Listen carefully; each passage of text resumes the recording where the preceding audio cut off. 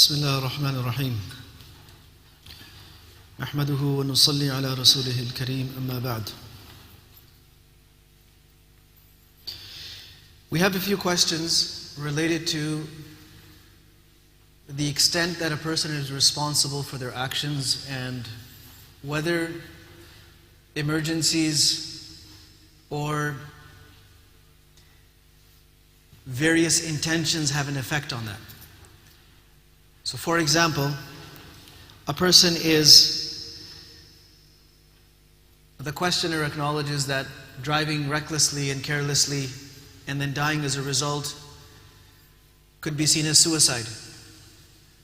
But what if they are doing it for a genuine reason, not for the sake of being reckless, but maybe for the sake of saving someone's life, rushing them to the hospital, things of that nature. Now there are a few questions like this. So, one thing to understand is that we need to abide by the laws that are in place for the sake of protecting ourselves and protecting those around us.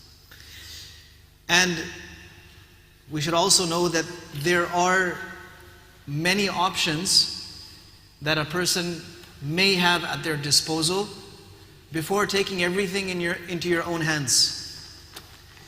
So this is why we have emergency services, for people that can take us there faster than and better than we could on our own. And they have that type of training. But let's just say that a person was rushing to save someone's life. If they were rushing to save someone's life and became reckless in the process, that's not really helping saving anyone's life. Because you can't save someone else's life if you're endangering your own and the next person's, and obviously the people that are around you. So what it comes down to is the importance of rational thinking, the importance of taking responsibility for things and not acting out of a gut reaction that would make you take steps that are not feasible, they're not rational, they're not well thought out, they're not in line with very important and serious laws that are there for the sake of public safety and protection. So keep these things in mind. Another question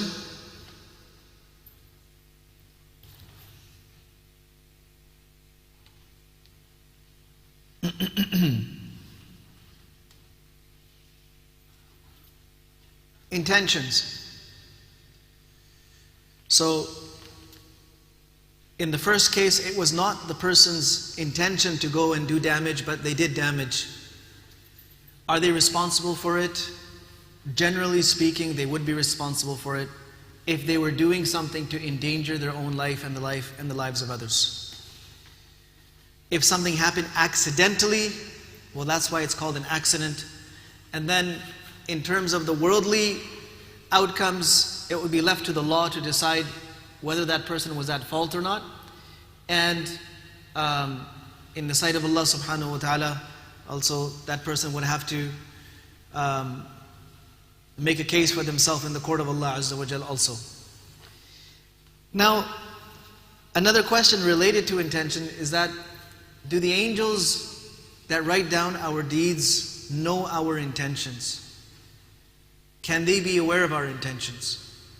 Well, there are some ahadith that indicate that yes, the angels could be made aware of our intentions. The hadith says very clearly that a person who intends to do a good deed, man hamma bihasanatin falam ya'malha, a person who had the intention, a strong intention to do a good deed, but for some reason wasn't able to, so he gets one hasana, the reward of one good deed, just for making the intention, even though the person never did it. So, now, do the angels inherently know our intentions, or does Allah subhanahu wa ta'ala inform them that my slave made a good intention, so now you should write it down? This is in the knowledge of Allah. This is not something that has been mentioned clearly in the hadith. But generally speaking,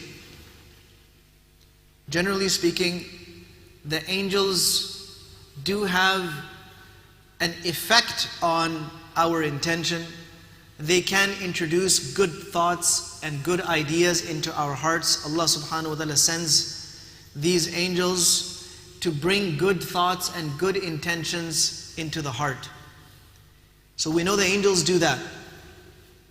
Just like shaitan sends his agents to go and put inappropriate thoughts in the hearts of people, angels do come and plant good thoughts. Now, once that good thought is planted, are they aware of the process that occurs after that or not? It's truly in the knowledge of Allah subhanahu wa ta'ala. But whether the angels know about it or not is not relevant. The point is, and the fact is, that Allah subhanahu wa ta'ala is going to hold us responsible and accountable for our intentions, whether the angels know them or not. Ultimately, we are answerable to Allah subhanahu wa ta'ala. Allah Azza wa Jalla says about Himself, يَعْلَمُ السِّرَّ وَأَخْفَى. He knows what is secret, and He knows what is even more hidden than a secret. Something that you haven't told anyone, something that you haven't thought but you're about to think, something that you thought about but forgot that you thought about it. Allah subhanahu wa ta'ala knows all of those things that are more hidden than secrets, things that you could conceal and hide from the people around you, from those that are closest to you.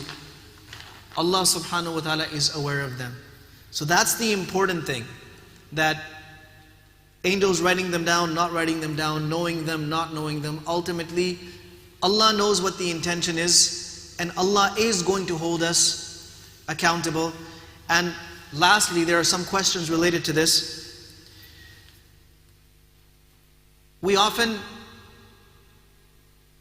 get upset if someone passes a judgment about us when they see us doing something wrong, but our intention wasn't to do something wrong. I said, don't judge me, you don't know my intention. So keep one thing in mind about intentions. A good intention doesn't make up for doing a wrong act.